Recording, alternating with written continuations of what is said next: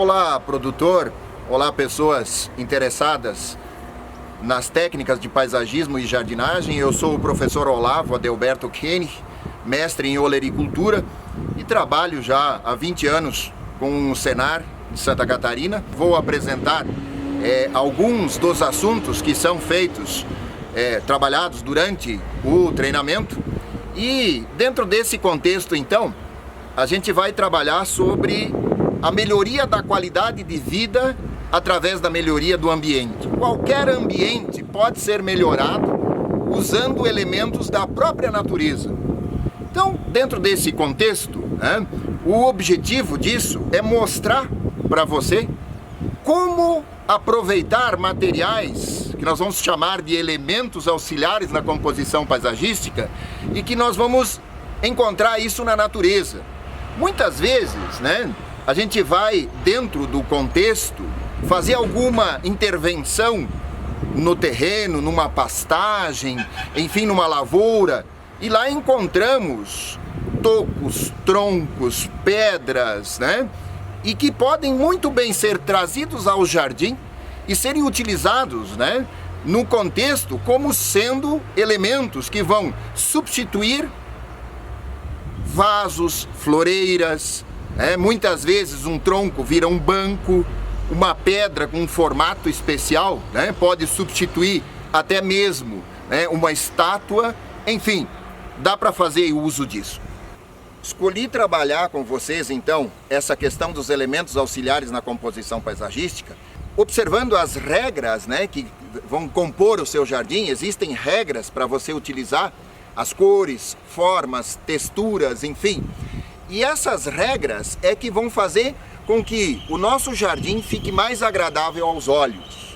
Muitas cores são mais chocantes do que bonitas.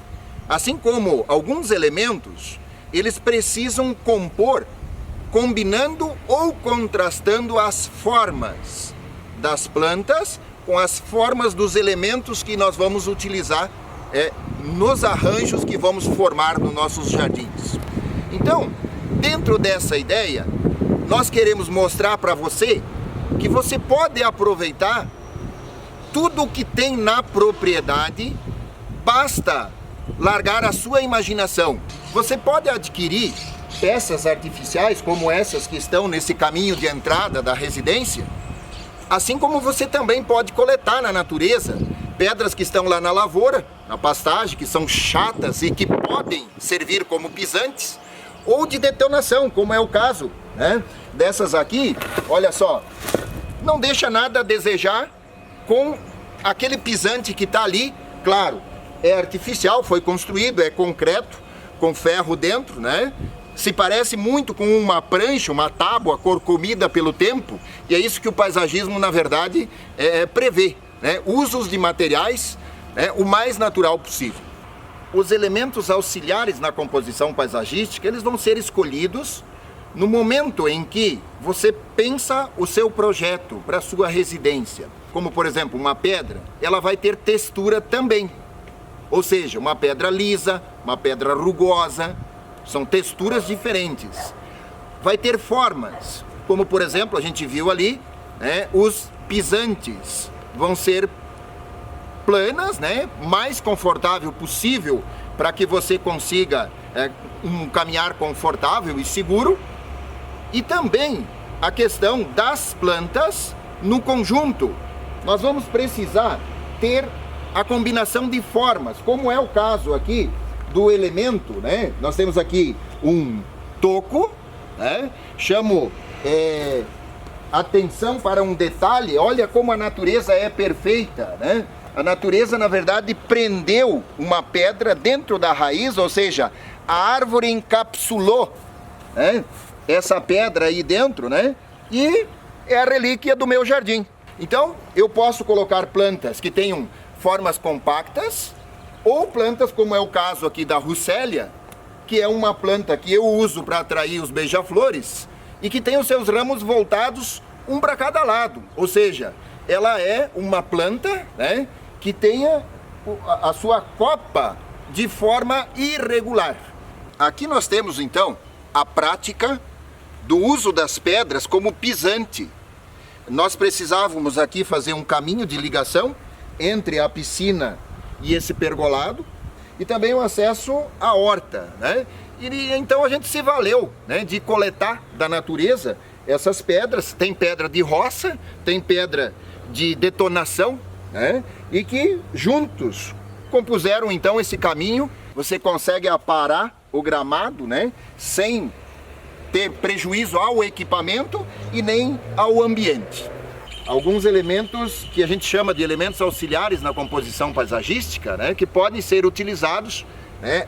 Aqui eu tenho uma madeira tratada para dar suporte às trepadeiras, né? No caso aqui são glicínias brancas e glicínias azuis, né?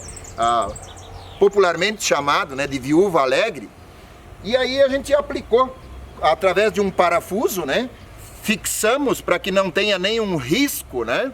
E apesar de ser madeira de lei, tomamos o cuidado de utilizar mais um elemento, uma pedra vulcânica que veio lá do litoral do Paraná e me foi dada de presente, né, para fazer essa composição. O vizinho aqui foi fazer uma intervenção na pastagem dele e a gente acabou, na verdade, então, olhando para ela e alguém visualizou. Ou seja, no paisagismo existe isso. Você trabalha com a imaginação, né, criando elementos, enfim. E é comum as pessoas verem um animal, né, no formato da pedra, no formato de um toco. E tudo isso, então, é o que eu quero dizer para você. Você pode, na verdade, integrar isso, né, ao paisagismo, ao seu jardim, né, e criar, né, um jardim bem descontraído. E dentro das técnicas, nós temos os estilos, que são, na verdade, 7 os estilos de jardins que a gente trabalha, né? E dentro desses 7 estilos, o contemporâneo ou campestre é o que mais se adequa ao paisagismo rural, às propriedades rurais. E aí esses elementos todos, né? Como é o caso aqui, isso é, na verdade, um resto de madeira, né? Foi da exploração de uma araucária e acabou virando a mesinha.